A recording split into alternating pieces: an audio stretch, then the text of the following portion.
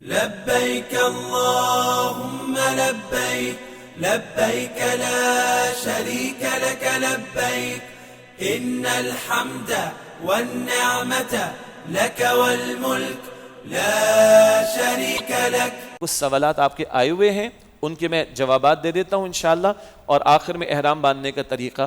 ویسے مجھے امید ہے کہ سوالات میں کچھ باتیں وہ ہیں جو ہم پہلے ہی سمجھ چکے ہیں، تو اس کو ہم دیکھ لیتے ہیں انشاءاللہ تعالی. بسم اللہ.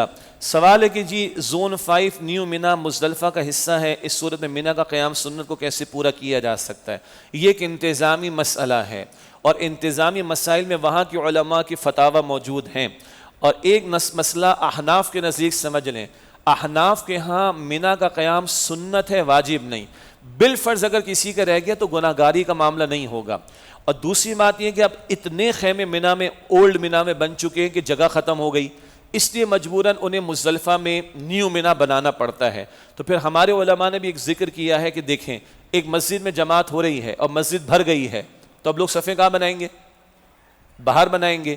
جب وہ صف باہر بنے گی، اس وقت وہ صف والے کس حکم میں ہوں گے؟ اسی حکم میں کہ اس امام کے پیچھے نماز ادا کر رہے ہیں. تو وہاں کے علماء فرماتے ہیں بھائی جگہ مکمل ہو گئی ہے، اب اور لوگوں کو ہم کہاں ایکوموڈیٹ کریں؟ درمیان میں سڑک چھوڑنی ہے ان کو، انتظامی معاملات کے لیے جگہ چھوڑنی ہے. ذہن میں رکھیں لاکھوں بندہ ہے وہاں پر، فائر بریگیڈ بھی ہوگا، ہاسپٹل بھی ہوگا، کلینک بھی ہوگا، سب کچھ ہوگا. تو اس مجبوری کی وجہ سے وہ نیو مینا میں اگر کیمپس بن گئے تو اللہ تعالیٰ معاف فرمائے گا.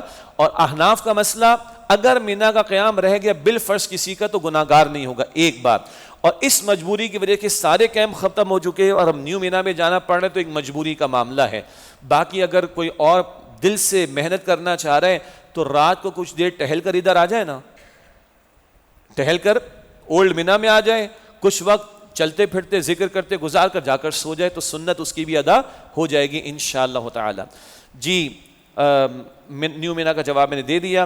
حجر اسود پر کیا خوشبو کا استعمال ہوتا ہے؟ حجر اسود کیا پورے خانہ کعبہ کی دیواروں پردے پر استعمال ہوتا ہے، اور حالت احرام میں اسے چھونے سے ہمیں بچنے کی کوشش کرنی چاہیے، اور چومنے سے بھی. قصر نماز پر روشنی، وہی بات ہے کہ 15 دن سے کم کا ہمارا سفر ہوتا ہے تو ہم مسافر ہوتے ہیں اور قصر نماز ادا کی جاتی. ایک بار. اور اگر ہم مدینہ شریف گئے بھائی 5 دن، مکہ مکرمہ جی 12 دن، تو 5 دن الگ شمار ہوں گے، نیا شہر آ گیا 12 دن الگ شمار ہوں گے. کسی ایک مقام پر 15 دن سے کم کا قیام ہمارا ہے تو مسافر نماز قصر ادا کی جائے گی. سوال ہے کہ وضو صرف نماز کے وقت فرض ہے یا پورا وقت باوضو رہنا چاہیے؟ ایک مسئلہ تو ہم نے سمجھ لیا کہ طواف بغیر وضو نہیں ہو سکتا، ایک بات. باقی عام حالات میں باوضو رہنا چاہیے. بندہ پاکیزگی کی حالت میں ہوتا ہے تو فرشتے اس کے قریب رہتے ہیں اور بابرکت معاملہ بھی ہوتا ہے. ایک خاتون کا سوال، خاصی عمر انہوں نے بیان فرمائی 67 ایئرس کی، فرماتی ہیں کہ میں چہرے کا پردہ کرتی ہوں، کیا چہرے میں حالت احرام میں بھی چہرہ چھپانے کے اہتمام کو رعایت ہو سکتی ہے؟ 67 سال کی خواتین، ان کے لیے تو ویسے بھی رعایت موجود ہے سورہ نور کے مطابق. اگر وہ کچھ رعایت سے فائدہ اٹھائیں تو کوئی حرج کی بات نہیں ہے.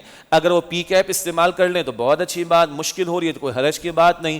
اگر پھر بھی وہ اہتمام کرنا چاہتی، مرد سامنے آ گئے تو وہ کوئی کپڑا چہرے پہ رکھ لیں یا کوئی ماسک تھوڑی دیر کے لیے لگا لیں، ایسا کر لیں. لیکن اتنی بوڑھی خواتین کے لیے رعایت بہرحال موجود ہے.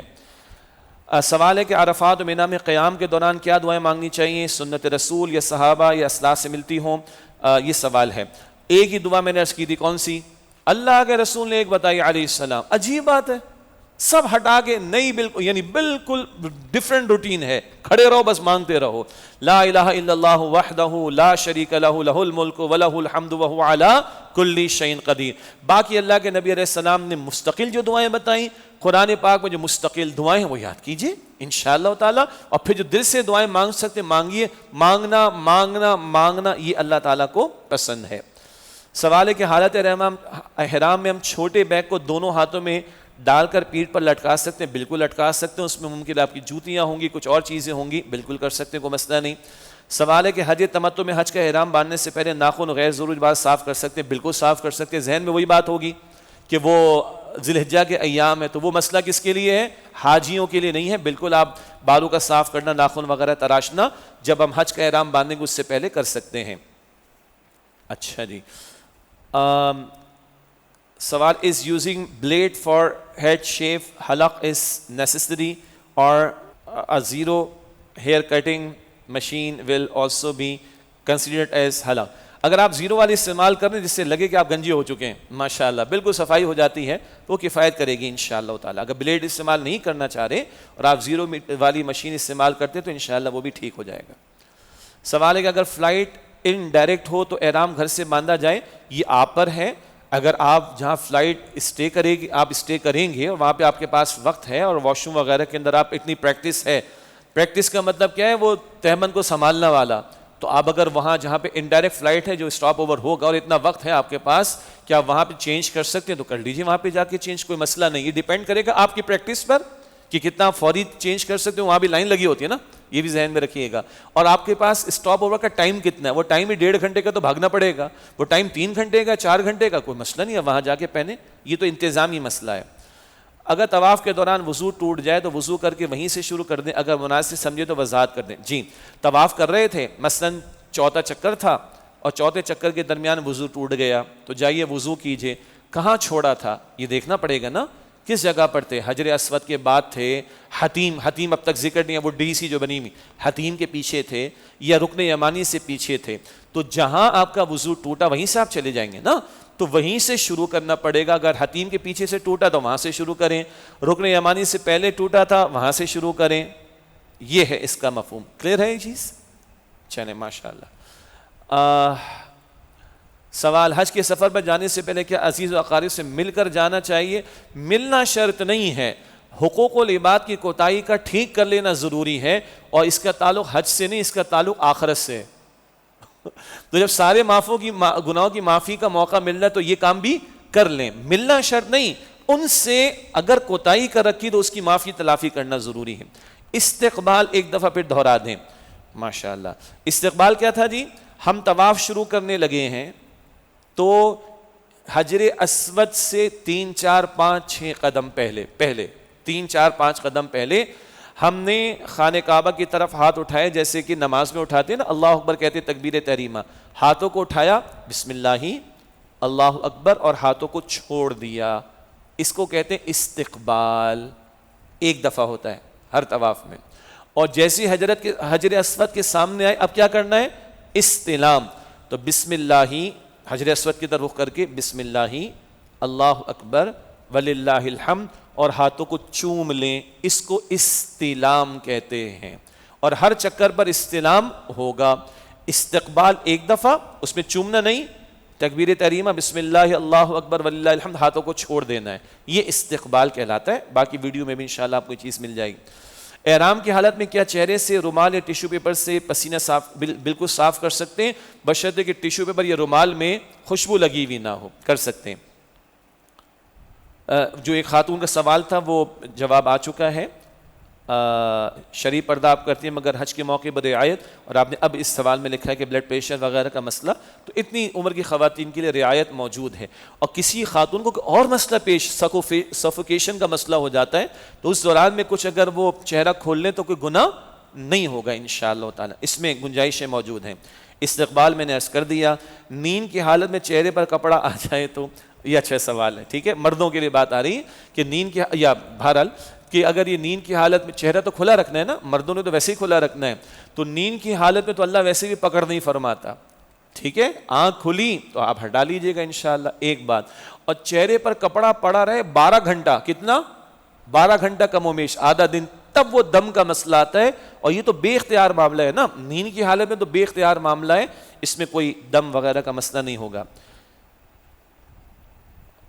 آپ نے کہا کہ حج یا عمرہ ہو جائیں تو ساتھی ایک دوسرے کے بال کاٹ سکتی ہیں، معذرت لیکن جب تک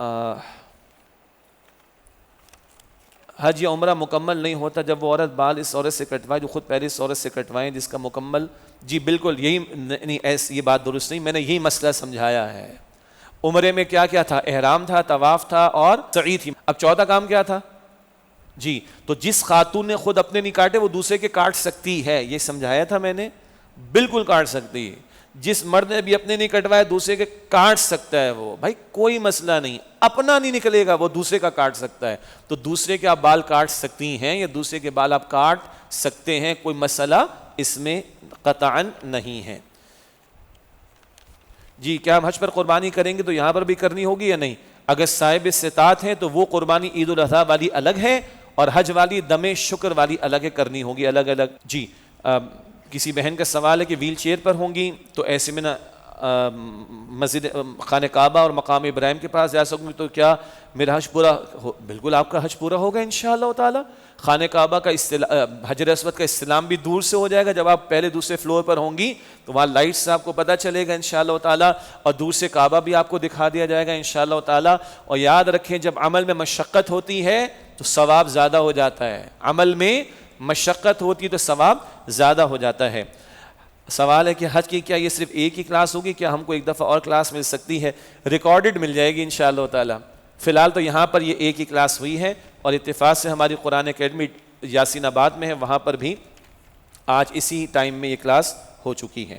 جناب الحمدللہ جتنے سوالات آئے تھے وہ مکمل ہو گئے تھے. جی میں سب سے پہلے اللہ تعالیٰ کا شکر ادا کرتا ہوں, اس کے فضل و کرم سے ایک بڑی بھرپور نشست آج ہو گئی.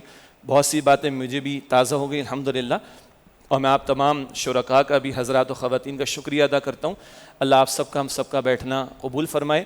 ہمارے قرآن اکیڈمی اور مسجد جامع القرآن کے ساتھیوں اور دیگر ساتھیوں نے جو محنت کی ہے اللہ تعالیٰ ان کو اجر عظیم عطا کرے. ہم دعا کر لیتے ہیں مختصر انشاءاللہ. بسم اللہ الرحمن الرحیم. اللہم صلی علی محمد وعلی آل محمد وبارک وسلم. ربنا تقبل منا انک انت السمیع العلیم وتب علینا انک انت التواب الرحیم. ربنا لا تزغ قلوبنا بعد إذ هديتنا وهب لنا من لدنك رحمة إنك أنت الوهاب. اللهم اجعلنا حجا مبرورا وذنبا مغفورا وسعيا مشكورا. یا اللہ اپنے فضل و کرم سے ہم سب کا جمع ہونا قبول فرما. یا اللہ ہم سب کی, ہمارے ماں باپ کی, ہمارے گھر والوں کی اور تمام مسلمانوں کی مغفرت فرما. یا اللہ اپنے فضل و کرم سے ہمارے صغیرہ کبیرہ گناہوں کو معاف فرما. یا اللہ تمام حجاج کرام کے لیے اس سفر حج کو آسان فرما. تمام مناسک حج کو اور اعمال کو اے اللہ اخلاص کے ساتھ سنت رسول علیہ السلام کے مطابق انجام دینے کی توفیق عطا فرما. اللہ پاکستان میں بھی اور دیگر ممالک میں بھی جن حجاج کے معاملات ابھی التوا کے شکار ہیں اے اللہ تو ان سب کے لیے آسانی کا معاملہ فرما. یقیناً کہیں نہ کہیں کوتاہیاں ہیں مگر اللہ تو علی کل شیء قدیر, تیرے خزانوں میں کوئی کمی نہیں, تیرے فضل میں کوئی کمی نہیں. اللہ تمام حجاج جن کے معاملات فی الوقت زیر التوا ہیں ان سب کے لیے اس حاضری کو اور حج کے ادا کرنے کو اللہ آسان فرما دے. ان تمام حجاج کے لیے اللہ اس حج کو حج مبرور بنا دے اور اللہ ان کی دعاؤں میں ہم سب کا حصہ شامل فرما دے. یا اللہ ہم سب کو اسلام پر زندہ رکھ, اللہ ایمان پر خاتمہ نصیب فرما. یا اللہ اپنے مبارک گھر کی زیارت نصیب فرما.